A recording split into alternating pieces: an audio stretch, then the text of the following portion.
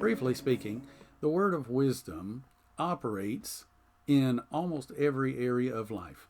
So it can have to do anything from construction. We talked about building the bridge. Of course, Bezalel was actually constructing physical items. It could be human relations. It could be diplomacy. Anything that requires the ability to know how to do something or how to relate to people or things or so forth. Any of those situations, especially in the church, need divine wisdom. And this is not wisdom. Now, this is not wisdom that can be gained by study and so forth.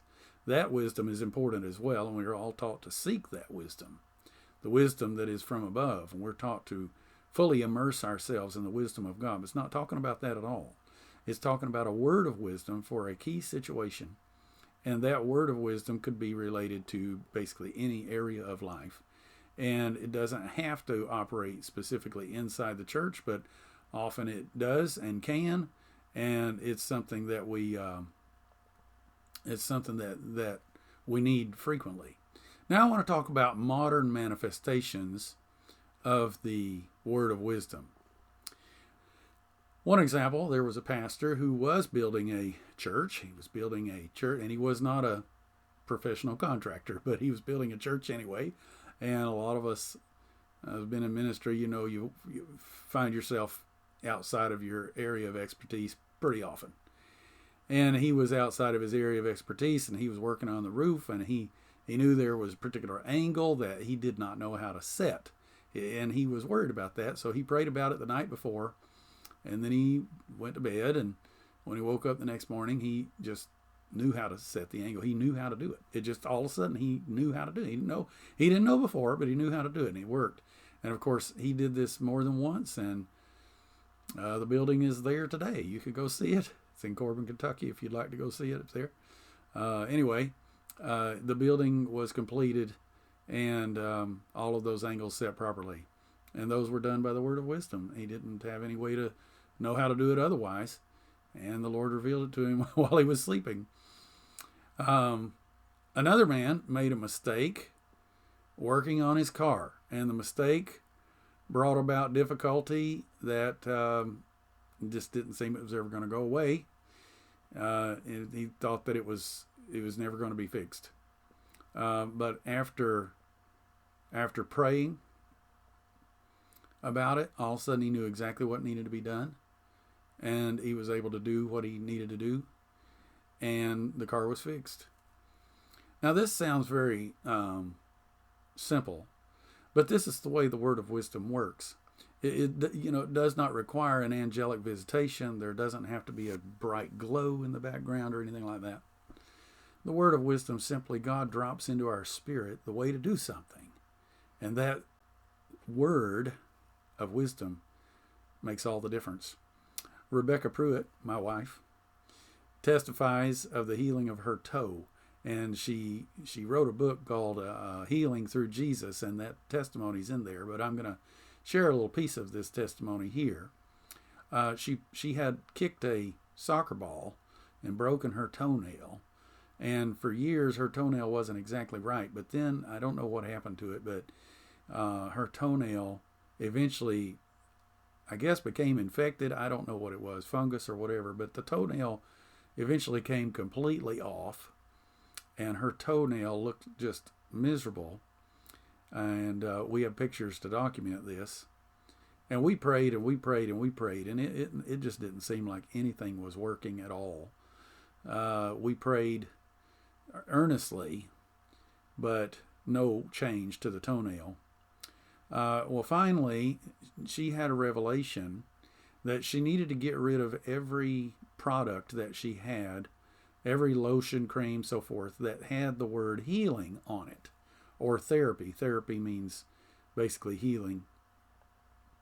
And she said she's not going to look to lotions and creams and so forth to be her healing or her therapy. So she went through the house and she threw away however many products of lotions that said healing and so forth. She threw them away.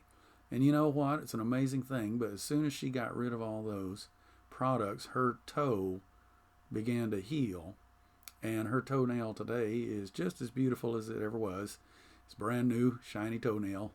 And you would never even know by looking at her toe that it ever had a problem. But I'll tell you, it was a major problem. We've got pictures.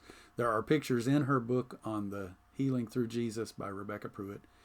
And so if you'd like to read that testimony and see the pictures, they're in there. But that was a word of wisdom telling her what to do. One more general note as it relates to the word of wisdom has to do with soul winners. When you go out and you're beginning to, and hopefully I'm hoping that most of you are soul winners. If you're not a soul winner, I encourage you to study that and become skilled at talking to people about the faith. But as a soul winner, you just simply don't, there's no way that you can train for every example that you face. There's just no way that you can train for it. It's just impossible. There's too many variables. And you might have, the Romans Road, and that's good. And you might have other evangelism methods, and that's good. But there's no way to plan for all of the situations. My wife and I knocked on a door one day, and we were talking to this man about God, and he says, well, I don't know that I really believe in God, but if there is a God out there somewhere, he must be a woman. And what do you say? Well, I don't even remember what I said to that guy. But, people are going to say some things, and you don't always know what to say.